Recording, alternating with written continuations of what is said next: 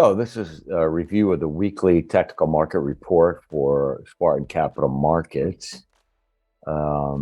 This is going to be a pretty quick review. We're not going to spend a lot of time on this, but certainly if you get a hold of it, you can go through it more slowly. But the coverage is a technical analysis of the euro yen, euro dollar, pound dollar, German DAX index, Bitcoin, and gold. And on Bitcoin and gold, there's geometric analysis being done. It's a bit of a different type of approach, and we'll see what that might tell us. So the first thing we have here is just a very quick performance review of the last 3 months to see if it might be telling us anything that we might be paying attention to. The only thing I see here, and it is telling me a little bit, it's telling me that gold and silver volatility is higher than most of the other pairs, other than dollar yen. Dollar yen on the downside, but that doesn't matter.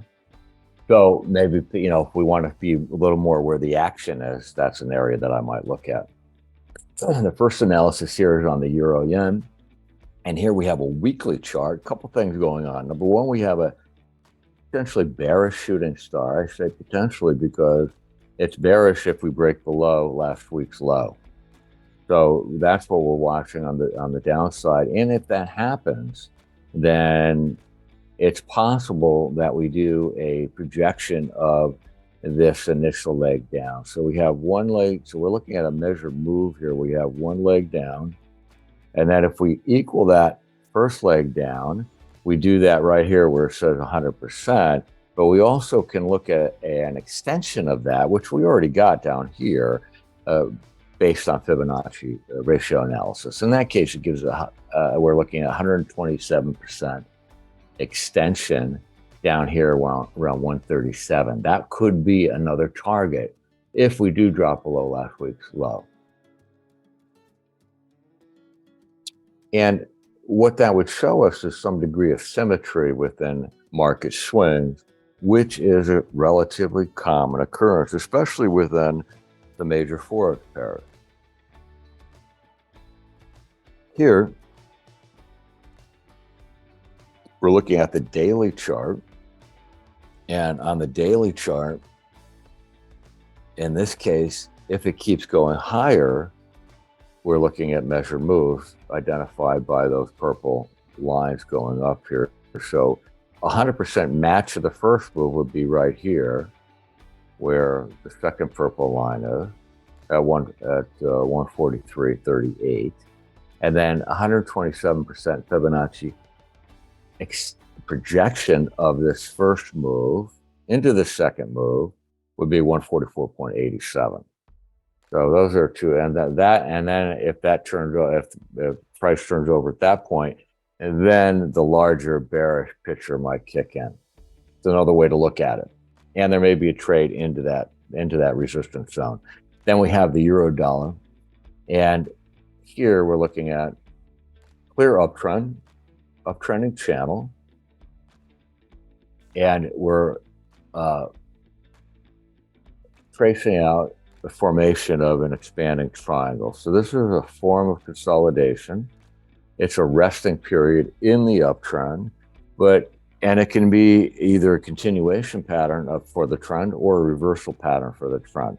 We don't know, but you see what's happening. Every time we go to new highs and buyers jump in, price reverses, they get stopped out, it pushes it lower. The same thing happens on the bottom.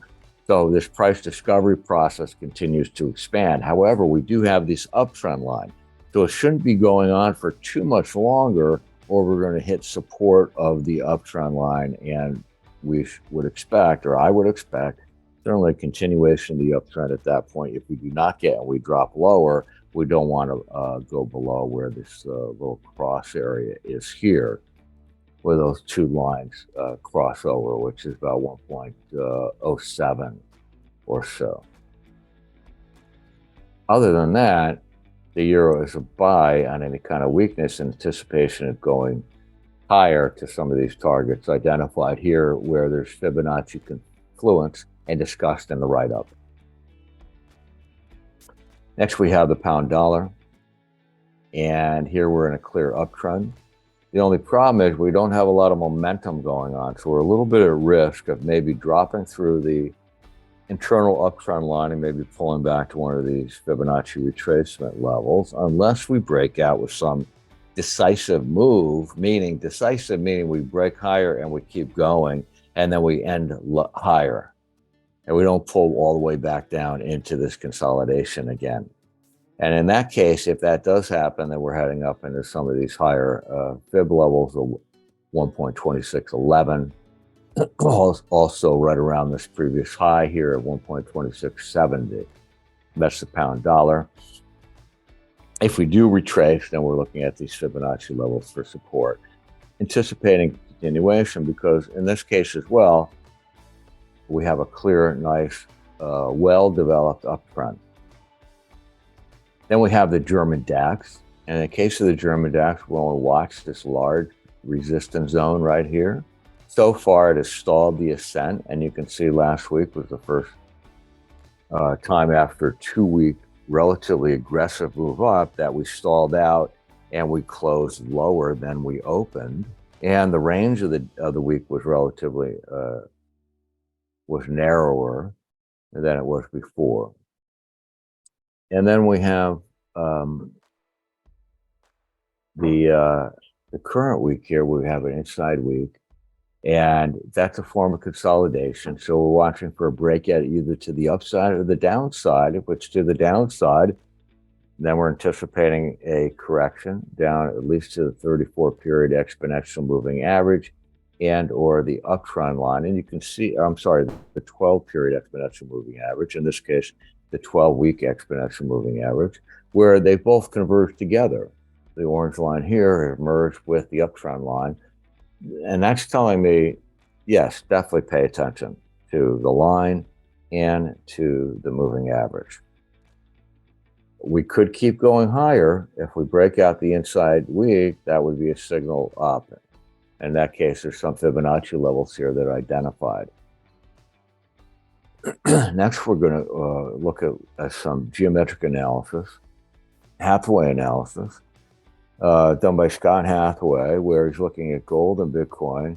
And it's looking at price history from a geometric perspective. I'm not going to talk too much about the details of how the analysis is done, because it just gets more it's a bit too complex for our purposes here. But let's look at what it's telling us. What it's telling us is we have resistance right here of this A line and this 3/5 circle. And this 3/5 circle is an internal circle from this concentric circle here, this dark black line. And it's derived by connecting some highs and lows and identify mathematical relationships and projecting them into the future. And that gives us some confirmation that we have a good chance that we've got a resistance here that's going to hold at least down to 1849 on gold.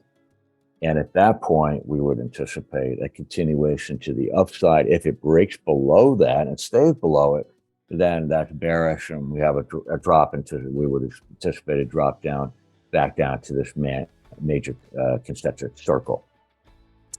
So that's kind of in summary. So you can kind of think of like there's a vibration of the initial move that is coming into the future. Next, we have Bitcoin.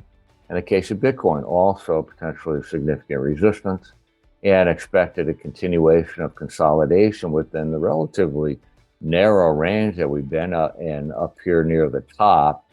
And you can see the prices that are identified here. Note this 1/2, 1/2 line, where we should not break below that line. If we do, that Bitcoin becomes bearish. But until then, we would anticipate a continuation within this range and then eventually break out to the upside. So that's it for now. And please read the disclaimer and the risk warning. And if you want to contact anybody about this newsletter or the services from Spartan Capital Markets, here's the contact information. Thank you very much.